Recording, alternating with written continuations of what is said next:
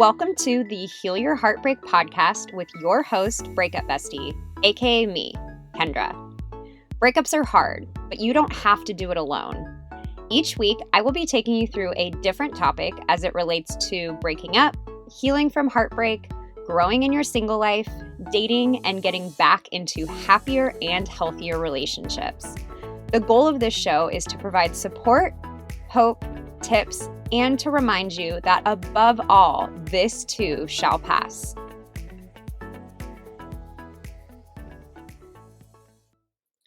Welcome back to the Heal Your Heartbreak podcast. Today we are on episode 28, and the topic of today's podcast is going to be the biggest mistakes made during a breakup.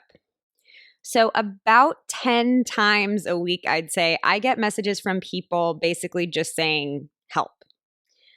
Help, I need help getting over my breakup. And as much as I'd love to be able to type out a couple sentences in a DM that would solve everything, I'm sure as you figured out now, and the reason why I can have a full podcast dedicated to breakups is there are quite a few things that go into a successful breakup. And a lot of it is going to depend on what your situation is, what are the underlying beliefs that you have, what kind of patterns have you been in relationships. So a lot of it is personal, basically.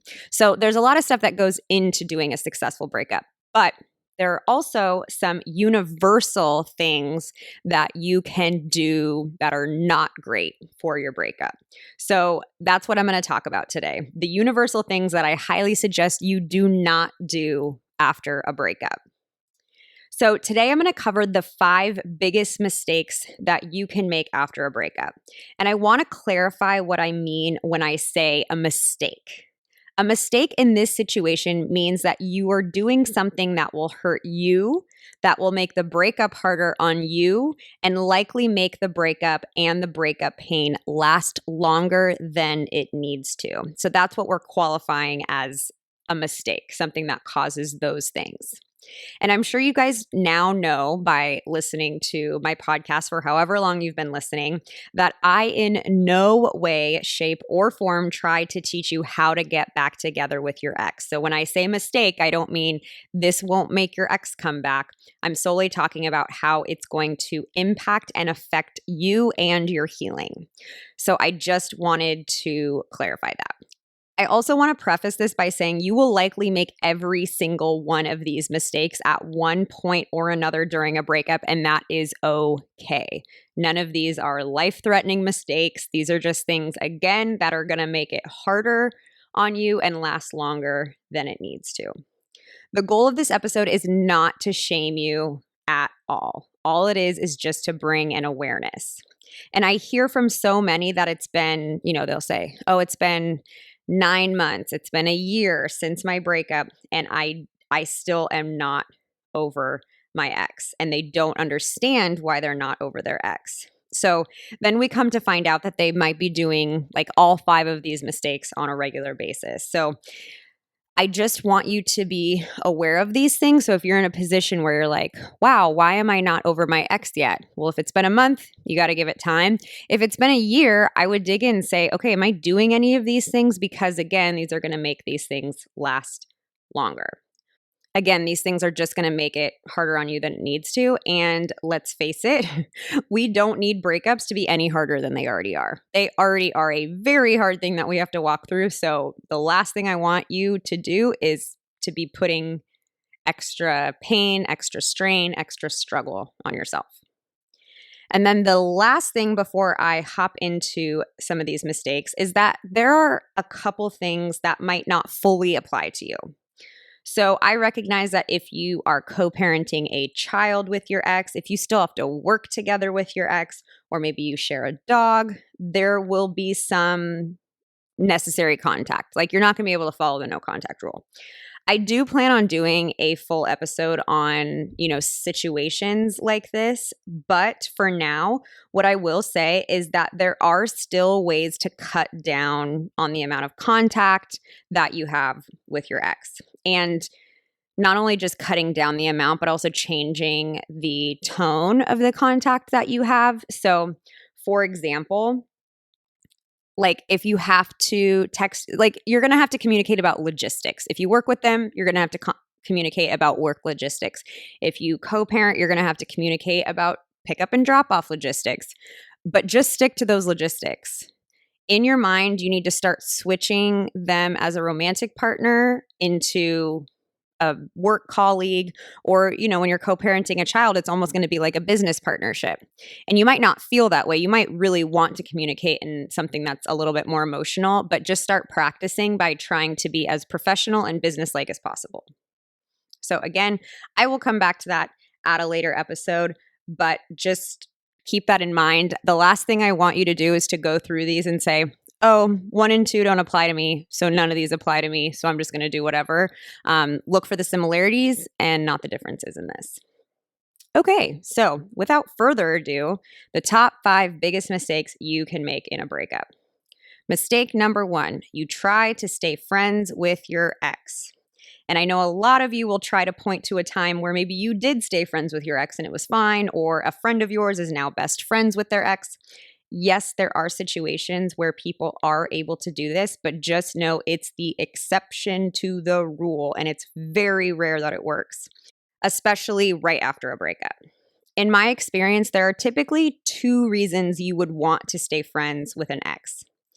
Either you don't want to lose them entirely, so if you can't have the relationship, you'll settle for a friendship so you don't have to say goodbye to them out of your life, or your ex suggested to be friends and you don't want to appear as hurt as you are, or maybe you're like me and are a people pleaser and like the validation, so you will, kind of set your feelings aside and just try to be friends with them because they asked. And I'm going to get into why both of these reasons can be detrimental in your breakup recovery. First, if you don't want to lose them entirely. I get it. You just lost the love of your life. You also don't want to have to lose a best friend and that kind of companionship. You think that you can work through the pain and stay friends with them so you can keep them in your life. Or maybe you want to stay friends with them in the chance that they'll want to get back together. You want to kind of stay front of mind. So the problem with this is you are expecting a lot from your heart and from you in general. Basically, you're telling your heart, okay, I know we were in love with this person literally like 3 days ago, but they broke up with us. So I need you to not only take away all the pain that this breakup is causing, but I also need you to no longer have any romantic feelings towards this person because they're just going to be our friend now. That's basically what you're telling your heart to do. That's an impossible task. You're giving your heart an impossible task. You cannot just ignore these feelings. You cannot just switch someone from a love to a friend that quickly. It's not an on and off switch. So therefore, what you're doing is emotionally torturing yourself instead of working on your healing. And I truly believe that you can't honestly tell me that you can do that immediately after a breakup with no negative consequences to your emotions. It's just not possible. The second reason is that maybe your ex broke up with you and for whatever reason said, I still want to be friends with you though. Maybe deep down you know everything that I just described, but you don't want to disappoint them. You don't want to appear so heartbroken, and your ego tells you that you can stay friends with them. This happened to me about 8-ish years ago. I had fallen so hard for this guy. He broke up with me after, talking about our future, marriage, all of those things, but then tells me that we're still going to be best friends because we were best friends before. And to be honest, it felt really good to be wanted in that way. It felt very validating. And at the time, I hadn't done any of the work to validate myself and work on my own self-esteem. So, and because so much was taken from me with the breakup, I kind of wanted to settle for anything that I could get. So I did. I tried staying friends with him. We would go to the movies. We talked on the phone almost every day. I went to his birthday with his parents, all, while still having these really intense feelings for him. And what happened every single time I would leave from seeing him is the second I left, I would burst into tears. I couldn't handle what I was putting myself through. but I did it anyway because I wanted his approval and I wanted the companionship. And after doing that for 7 months, 7 months, that was longer than we were together. We were together 5, 6 months. And so we did this for 7 months. And I finally realized that I hadn't actually healed at all from the breakup. All I was doing was like experiencing almost the initial breakup over and over again. Each time I had to come to terms with the fact that we weren't together. So finally, after 7 months, I had to cut him off as a friend, finally be honest about my feelings. And then, only then, I was able to finally start healing from the breakup. So those are a couple reasons why we try to stay friends with our ex and the consequential negative side effects that come from trying to do that. And trust me, I know it's so hard losing a romantic partner. And then on top of that, you're losing your best friend. I know it's really, really hard. And I know that it really, really hurts, but it's so much better to tackle the loss of both of those things now than waiting to drag it out and have all these other things come into play. So trust me, go focus on some other friends right now. You don't need your ex as your friend right now. And I know you're going to ask, well, can I become friends with them in the future? Maybe, but that we don't want to think about that right now. We're going to table the discussion. We're just going to not be friends with them. Okay, so mistake number 2, and this is kind of along the same lines, but you are staying in contact with your ex. So a lot of this reasoning as to why we don't want to do this is very similar to mistake number 1. By staying in contact with your ex, again, you're going to make the breakup last longer and make it way harder on yourself than it needs to be. I also think there are a couple reasons why we stay in contact with our ex. The first one I already mentioned, that we don't want to lose them. So we try to move them into the friend zone. So we try to like keep up this level of communication. There's also the reasoning that it feels really hard to go from 100 to nothing. So like, basically you tell this person like every single part of your day, every day for however long you were together. And then all of a sudden it's like gone. So you kind of like, of course you're going to have those thoughts of like, oh, I just like watched this really funny video. I want to send it to them. Or this really good thing happened at work. I want to send it to them. So a lot of times we like try to keep that going instead of just cutting it off. And then I think the last reason why we stay in contact with our ex is because we want to stay front of mind. We want to keep reminding them that we think the breakup is a mistake. So we'll keep contacting them because we're trying to get closure.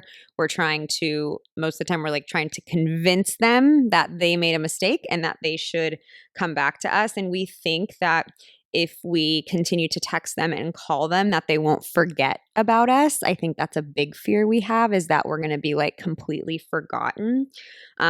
So we think if we stay front of mind or maybe continue arguing, that the breakup will go away and we'll go back to normal being happy in a relationship. So first of all, do you want to be with someone that you have to argue for? No, you don't. You don't. I promise you don't.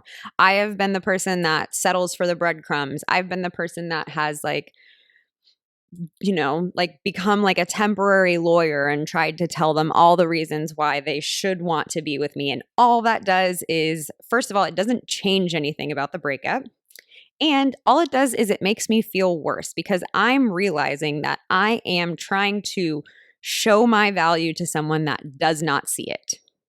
And that does not feel very good. You want to be with someone who sees your worth by looking at you, by spending time with you, not one that you have to make a mental PowerPoint presentation to show them that. So every time you contact your ex by, trying to make your case, all you're doing is when you send the text, you're going to get your hopes up. Even if you send them like nothing related to the breakup, just like, I watched a really funny movie. You're going to send the text. You're going to get your hopes up. You're going to have a certain set of expectations in your mind as to how you want them to respond. 99.9% of the time, they are not going to respond in line with your expectations. So you are going to be disappointed, you're going to be let down, and you're going to have to come to terms once again that you guys are not together. So that's why we want to take contacting them off the table so we don't have to set ourselves up for all of these small, get our hopes up, get disappointed. It's like, just take the like serious heartbreak, disappointment in the beginning, and then start building yourself back up instead of having all of these like little highs and lows.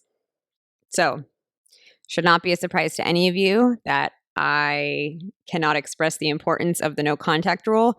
It's mentioned in quite a few of these episodes, but it is, if you do continue to contact your ex, that is one of the mistakes that's going to lead to the breakup lasting longer than it needs to. If you like what you hear on this podcast and you want more, you can work with me directly using my course.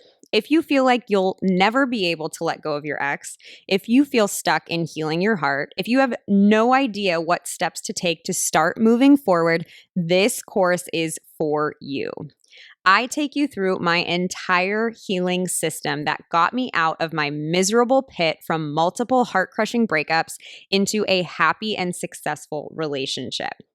In Heal Your Breakup, the course, we cover how to start feeling better, detoxing your ex, setting boundaries, processing your feelings so they don't pop up again in the future, forgiveness, letting go of anger, building self-esteem, and how you want to move forward into future relationships and more. This is everything you need to get over a breakup at your disposal right when you purchase the course. Oh, and did I mention that it has a 100% money back satisfaction guarantee?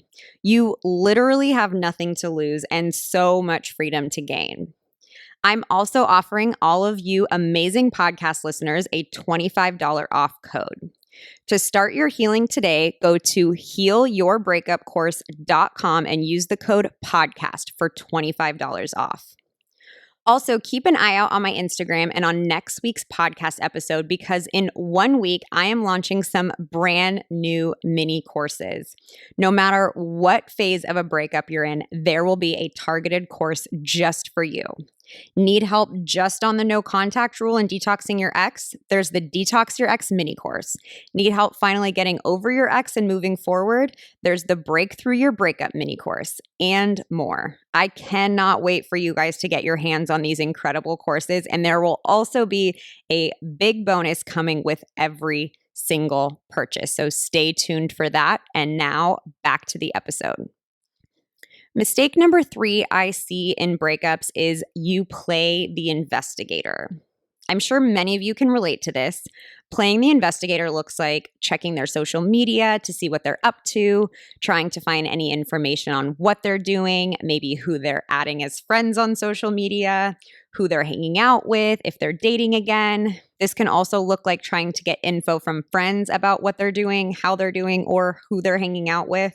And I am so guilty of this. I think after multiple breakups, I looked at their social media daily, checked who they added as friends on Facebook, who they're liking on Instagram. It can honestly become a full-time job trying to play the investigator after a breakup. And it makes sense why we do it. After a breakup, we feel completely out of control.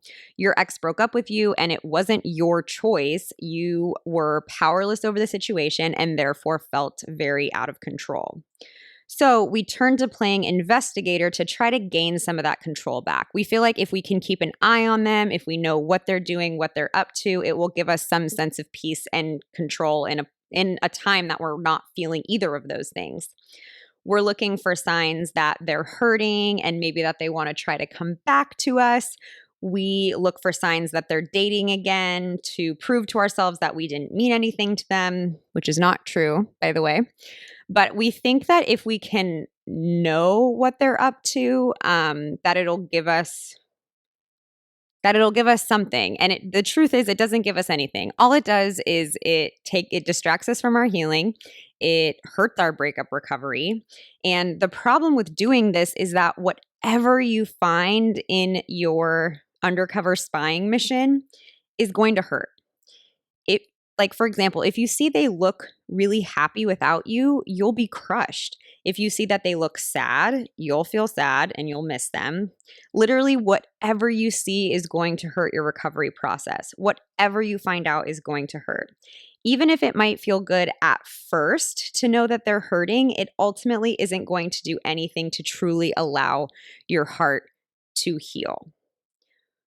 And another layer of that is if we're turning to social media, which most of us do for our investigative work. Instagram's a highlight reel. Facebook is a highlight reel. You never really know exactly how they're doing. And they may be, putting on a front for their friends or putting on a front to themselves. So any kind of information that you're gathering likely isn't accurate anyway. So I want you to put down the investigative kit. I was trying to think of something that spies use, but put down the spy kit and focus on you. And that brings me to mistake number 4. You don't invest in yourself and you put all of your focus on your ex. I get messages often from people who, go into this long message describing their breakup, but they only focus on their ex. My ex did this. My ex said this. My ex didn't appreciate me. This is what my ex is doing now. Can you believe that my ex is doing this? How could he do this? Da, da, da, da, da. All that they're doing is talking about their ex. And I can tell you that healing is not going to come by focusing on your ex. That's because we cannot control other people, and other people also can't control us. So if you are, and I see this a lot, if you're waiting to heal until your ex apologizes, until your ex comes back, or until your ex comes and writes you this long letter as to why they broke up with you, and we call it closure. If you're waiting for any of those things, you're going to be waiting for a very, very long time. And the remedy for this is to just focus on you. Yes, of course, we will be taking into account the things that your ex did and how it affected you, but the majority of your energy needs to be focused on you. How are you feeling? How are you dealing with the pain? What can you do to feel better? Obsessing on your ex is not the answer. And so I've been a part of Al-Anon for the past 2 years, which for those of you that don't know what Al-Anon is, it's a support group that helps people who have an alcoholic or an addict in their life and gives them tools to help them work through that. And they have a saying that says, put away the microscope and take out the mirror, meaning don't focus so much on the actions or reactions of other people.